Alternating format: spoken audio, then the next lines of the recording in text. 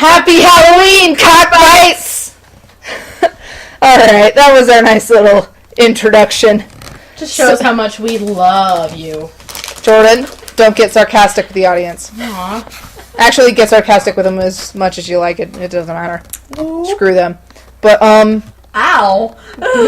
yeah, so it's Halloween, or just right after Halloween, so, yeah, I'm releasing this video of me reading a creepypasta to, Courtney and Jordan.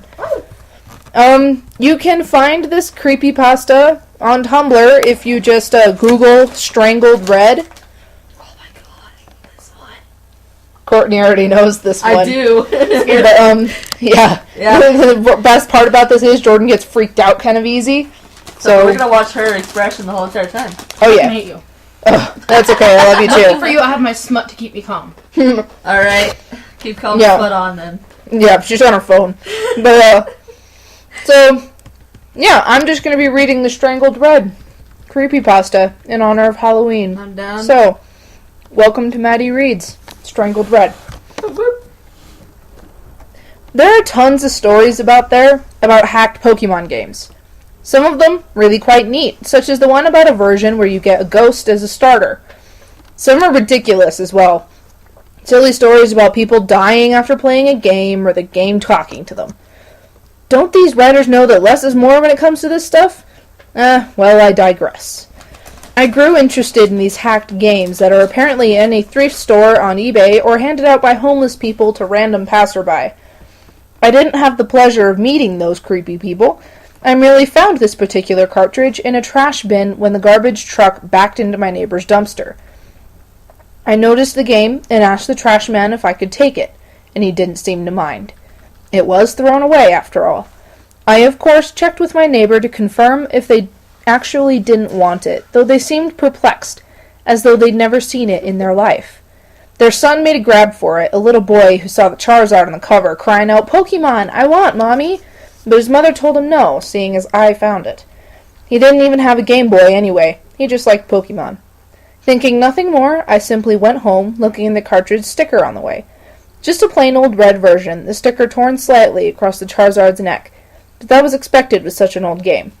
I had blue version as a kid, so I was a bit eager to see the, albeit minimal, differences red version had. I was rather disappointed by what I saw when the title screen showed up. Pokemon Strangled Red version. It was a hack. Hacks were neat and all, but they had zero monetary value. The original is quite valuable by now, and I wanted to play Red anyway, not this crap. Well, it was free. Might as well try it. The name was odd, however. Strangled Red? That made no sense, not even a morbid description of someone being asphyxiated, as people turn blue when choking, not red. Who knows, maybe there was a pair of these hacks, and I just got the red one. The more I thought about this, though, the more interested I became. My initial disappointment turned into curiosity. I wanted to know what the creator had made, and I was going to know everything I saw. The first oddity I noticed was the start screen had a Charizard next to the trainer instead of Charmander. Also, the Pokemon never cycled through like the original versions did. It just stayed Charizard, even after 5 minutes of waiting. Shrugging, I hit start, noticing there was no cry from the Charizard as I did like there was supposed to be. I saw there was a continue option, so I figured I'd do what everyone did with used games and see what the previous owner had done. No. I blinked in surprise. No? What do you mean, no? The game wouldn't let me continue no matter what, though on the 4th attempt I heard the Charizard cry. Quiet and barely audible, but there. Shrugging it off, I just decided to hit new game, like I would have done after checking the old file anyway. The screen cut to black for a while. No Professor Oak, no starting theme, just nothing at all. Eventually, the screen came back, showing a bedroom, 2 beds, 2 TVs, and a computer in the corner. My trainer sprite was the usual one, consistent with the original red version. I was curious as to why it didn't ask my name, though that was answered as I opened the pause menu, noticing my trainer was named Steven. No, this isn't my real name or some stupid crap like that. This game isn't self-aware or haunted. At least not that I know of. It just had a name chosen already. Curious, I saw he had the starter amount of money, no badges. He didn't look like Red, though. His hair was longer, almost reaching halfway down his back, Red's usual smile replaced with a confident smirk. Honestly, I found this sprite much cooler than Red. Next, I checked out his Pokemon, a single Charmander, level 5, named Miki. Nothing was odd about it, or should I say her, with the name and all. She had beginning Charmander stats, only knew Scratch and Tail Whip, the basic stuff. The game seemed relatively normal. Returning to the game, I walked about the room, noticing Steven's long hair was present on the back of my trainer sprite when my back was turned to the camera. I didn't recognize the house, but I ascended to the stairs to see more. Downstairs was another trainer who spoke to me the instant I came down. Mike, ready yet? Steven, yeah. I assumed this Mike was my rival, pre-decided for me, a replacement of Blue, most likely. Though I thought back to the bedroom having 2 beds, realizing they weren't just rivals, they were brothers. They talked back and forth, basic Pokemon dialogue, become a Pokemaster, catch 'em all, stuff like that, before having a little argument over which is better, Charmander or Squirtle, which of course led to the introduction battle, like the one versus Blue in the lab. Simple enough. Scratch, tackle, till I won purely for having the first turn. I took note of how much better Steven's sprite looked in combat than Red's. A different pose, his hair looking like it was blowing in the wind. A brief, minor upgrade, but still much, much nicer. I left the house after some more banter with my brother, stepping out to the Pallet Town theme. Going to the east, I found this was indeed Pallet Town. The house was simply on the outskirts to the west. I noticed there was no mysterious grassy field like in normal Pallet Town. Wandering around, I decided to check in on Red's home. His mother was inside, and when I talked to her, she commented on how handsome Steven looked, hoping her son would look up to him as a role model for when he became a trainer himself next year. Which of course led me to realize this game took place a year before the original Pokemon. Red was even upstairs, playing the SNES in his room, commenting, "I'm going to be the best too when it's my turn." I was starting to like this hack. It was interesting, a completely new adventure, a different character. Steven even seemed to have a history with the people in his town, a reputation, a personality beyond a silent protagonist. The people in the town talked to him as a person, making conversation, not just spouting tutorial crap. Even Blue's sister had a new dialogue. They seemed to be in a relationship, too, as the dialogue ended with a kiss and a heart over her head. Professor Oak simply wished me well, giving me a Pokédex to aid my adventure. He wasn't giving it to me to be the reason behind the adventure like every other Pokemon game out there. He gave it to me out of kindness. Something to help me on my way, a gift. I was liking this more and more with each second. The game seemed to have an actual story now. I was somebody, not just a cookie-cutter protagonist anyone could be, not some blank sheet that could be replaced without notice. The story was different, though the actual gameplay remained unchanged.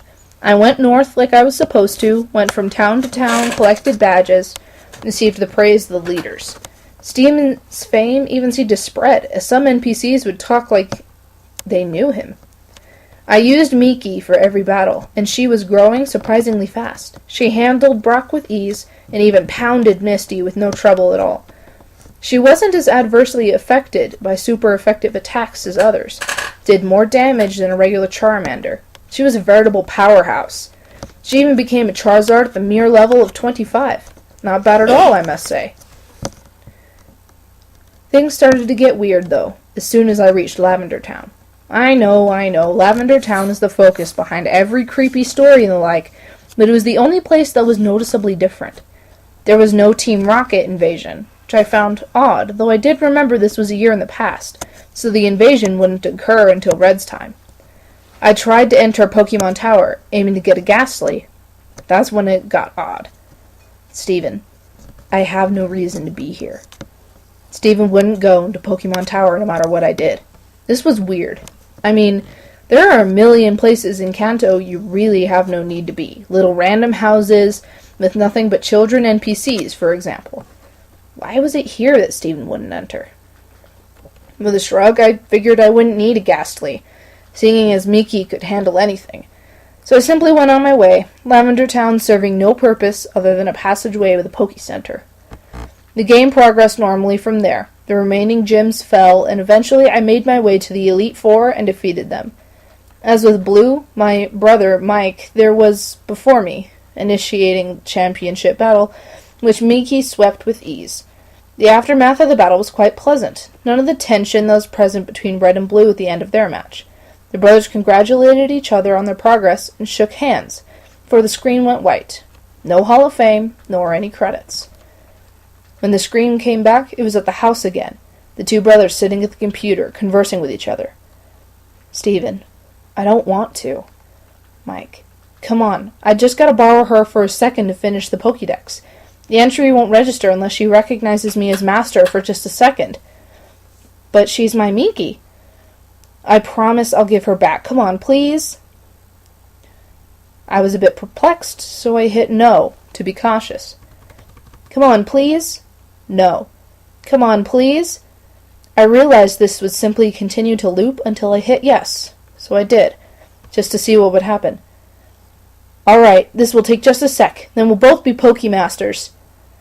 The screen changed to the animation shown when two people trade Pokemon, which I found a bit weird, seeing as I was solo, but whatever. This was what apparently was supposed to happen. Miki went first. I watched lazily as she began to travel down the trading tube. Snap! That made me jump, the sudden noise resonating in my silent bedroom, loud due to the volume being way up. Looking at the screen, I noticed the game seemed to freeze. Miki still in mid-trade, but the game wasn't doing anything. With a sigh, I just turned off the game, wondering when my last save was. When I turned the game back on, I stared at a moment at the start screen. There was no Charizard next to the trainer. Upon pressing start, I saw the new game option was absent, leaving only continue. This was strange, to say the least, so I selected it. The game starting without even showing my stats as usual. My jaw dropped at what I was greeted with. 1 year later. The Lavender Town theme came first, playing its normal way, the screen slowly fading in from blackness. Steven was in the Pokemon Tower, which made the music even stranger, seeing as the tower had its own theme. He was standing in front of a tombstone, not doing anything. Wondering what was going on, I pressed A. Steven. Confused, I tried walking, realizing I was indeed in control at the moment. I brought up the pause menu and checked my party. Miki was gone. Not just Miki. All Pokemon. He had nothing. The Pokédex was absent from the menu. His bag was empty. Honestly concerned now, I checked his trainer card. He had no money. He had no badges. His playtime was 8,795, which is impossible, as I had only 30 logged in before. That wasn't the strangest part. His picture. The picture of the handsome, confident young trainer was different. His eyes were blank. His face turned slightly down, that smirk of his was gone, replaced by a lack of any expression at all. That long hair of his, before in a perfect perm, was now messy and unkempt. I couldn't look at him anymore, closing the menu. I went to move out of the tower, but with every step I took away from the tombstone, the screen flickered like it did when a Pokemon was poisoned. Gulping, I brought up the trainer card again. His picture was getting worse. Every step I took, he hung his head more and more. His shoulders slumped. He bent over. By the time I had exited the tower, he was on his knees, hands to his face, hair draped across him. I had guessed already what was going on, but this clinched it. I began to put some things together in my mind. I had always wondered why there was no champion in the original games besides your rival. Why is it you, the protagonist, had to beat your rival when he just waltzed in, no previous champion to challenge? Then it struck me. The answer was right here. The previous champion gave up. His precious Miki was apparently dead, and so with her died a part of him. His Pokédex, the other Pokemon, his badges, his fame, all of it. He threw it away. In that year, the year that I missed, the year where all those hours came from, I even did the math. There is 8,765 hours in a year. Add that to my 30 before and it matched up. Even so, The game kept going. It should have been an ending, I thought. I mean, what else is there to do? I had no Pokédex, no Pokemon, not anything. What was I supposed to be doing? I talked to everyone in the town, but they all said similar things. Are you okay? Still mourning, I see. Everything will be all right. Please, is there anything we can do? Stephen never replied to them, and they all simply said the same things over and over. I couldn't put the game down now. This was all so strange. Curious, I headed off into the tall grass and eventually got into a battle with a Rattata. No Pokemon was sent out, just Stephen's sprite. I was wondering how I'd battle. Wild Rattata left you be. The battle ended without anything happening. This was certainly interesting, and it happened with every Pokemon I encountered. Wild Pidgey ignored you. Wild Ponyta wandered off. The music never changed either. No matter where I went, Lavender Town came from the speakers, following me, sometimes slowed down slightly, sometimes not. I searched everywhere, every town, talked to everybody, wondering just what I needed to do. My frustration was mixing with the depressing atmosphere of all this, making the experience altogether unnerving and uncomfortable. But I couldn't tear myself away. I was starting to get a bit angry, though. Nobody telling me anything besides giving me their condolences and trying to give me items like lemonade or coffee, each met with no. I slapped myself for idiocy, suddenly realizing how the likely answer was right in front of me. Pallet Town, of course. When I went there, though, which took a long time, having to walk, no Pokemon to fly with, no bicycle to ride, and Stephen only seemed to move half the regular movement speed. It wasn't much different. I first tried talking to Professor Oak. These things happen. You were just unlucky. Next I tried Blue's sister. Please, don't leave home again. Red's mom wouldn't even talk to me at all. With nowhere else in mind to go, I walked to the west, finding the house from the beginning, which I had never entered since leaving Pallet Town. Inside was Mike, but talking to him was just as useless. I'm so sorry. I pondered for a moment if this was really the ending. Stephen doomed to do nothing but roam Kanto in misery, haunted by the memories, forced to listen to everyone's concerns about him.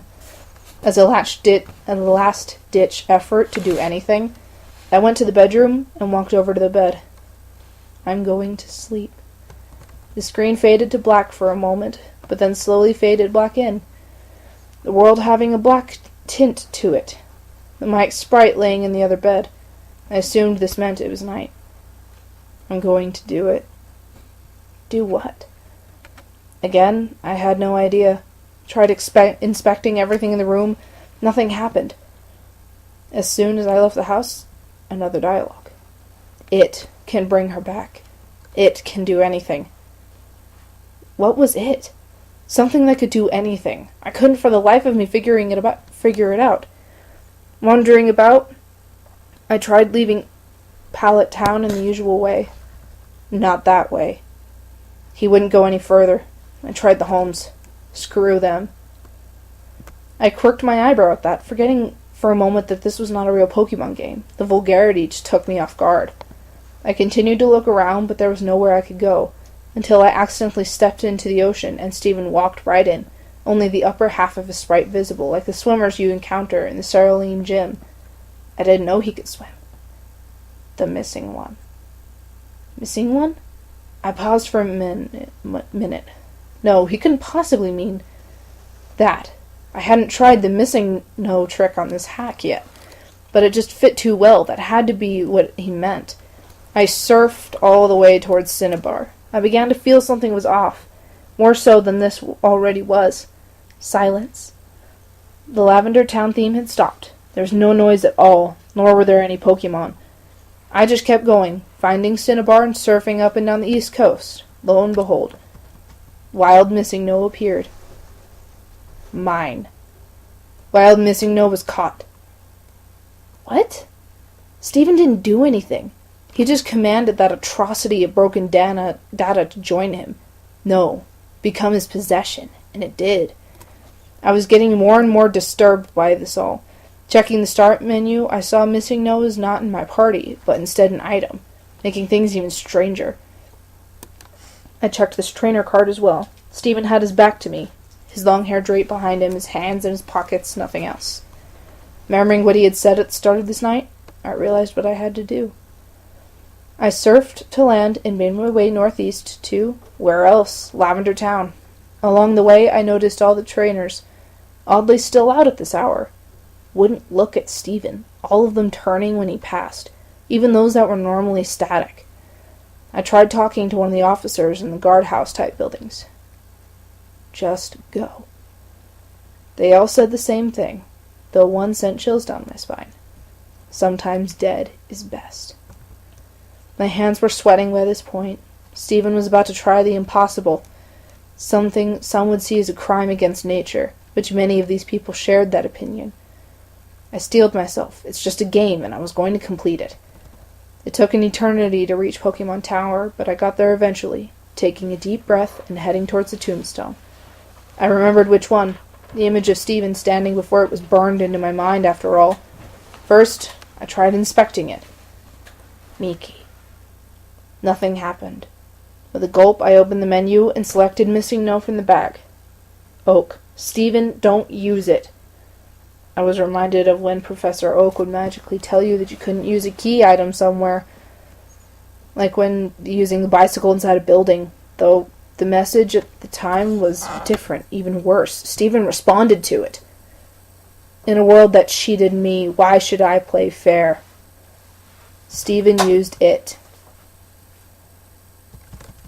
Stephen obtained. What did I obtain? I couldn't tell you because the game took away my control. Without my input, Stephen began to leave the tower on his own, walking single step by single step. The Lavender Town theme started again as he left the tower and began his excruciating slow journey against my will. Every time he crossed one of the borders where the music would change, it got progressively slower, more and more disturbing. By the time he reached Celine City, it was a demonic rumbling. I just stared, watching him, trying to guess where he was going, but it was getting more and more obvious. He was heading to Pallet Town. The music had all but stopped when he got there, playing single note by single note. He went exactly where I had guessed, right to his own house, inside and up the stairs. At this point, there was no music. Stephen moved step by step, stopping at his brother's bed, turning to face him. At first, I thought the game froze. He didn't do anything. He simply stood there. I couldn't move him. I did, however, find out I could open the pause menu. I was terrified to look, but I couldn't stop myself. I selected his trainer card. There was a low growl noise, like a distorted Pokemon cry. Stephen's looking at me again, directly at the screen. He was hunched over, his bangs obscuring his face. His hair was wild and feathered out. Between his bangs, there wasn't even a face at all. Just black. 2 red eyes, looking straight forward. A white grin contrasting with the darkness. That wasn't all. His name was now S! 3V 3N. I couldn't look away, my eyes glued to his, not breaking contact for some time. My vision was getting blurry till I couldn't see very well. My face grew wet. I was crying like a baby.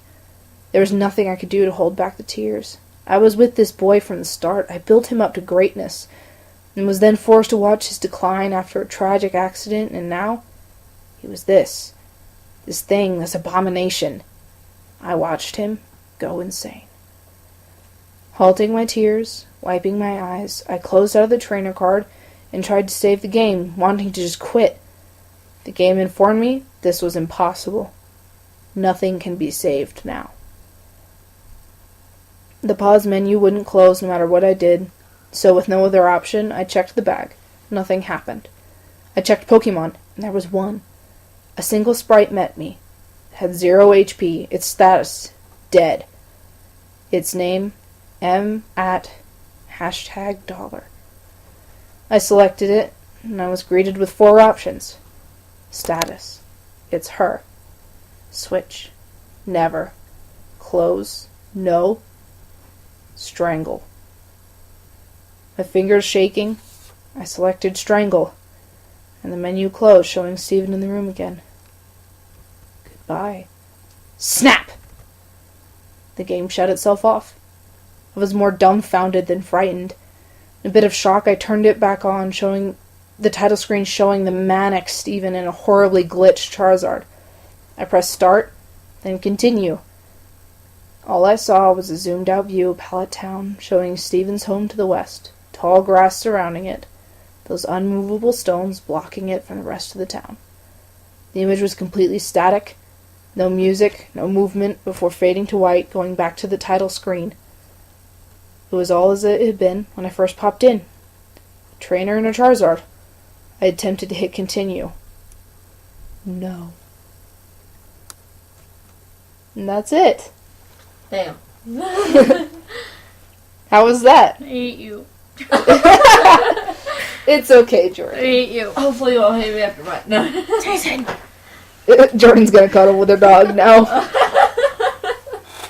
I was just Don't you like, huff at me. I had like mine selected, and I was just like, okay, here we go. I'm just gonna listen to this Oh, one yeah. because I haven't heard this one in 5 ever. Oh, yeah. Five What? ever. Yeah, it's not 4 ever anymore. It's 5 ever. Okay. It's like super forever, Jordan. Yeah, it's super forever. I don't care. I slayed you. I'm sorry. I'm never playing Pokemon again. You're welcome. I don't think you ever did play Pokemon to start. I did. I played on Raymond's Kindle for a little bit, Oh. and I really liked it, and I was going to buy it. Not anymore. That was just a hack. That was Strangled Red. But I'm still thinking if I want to do this one because it's gonna be a popular one. But I like it because it's my Jason's favorite. just probably like, why the fuck are you holding on to me so tightly? Let go, you whore. His Anyway. eyes are like open. He's like, "What the hell is going on?" yeah. My little chihuahua. Well, happy Halloween, everybody.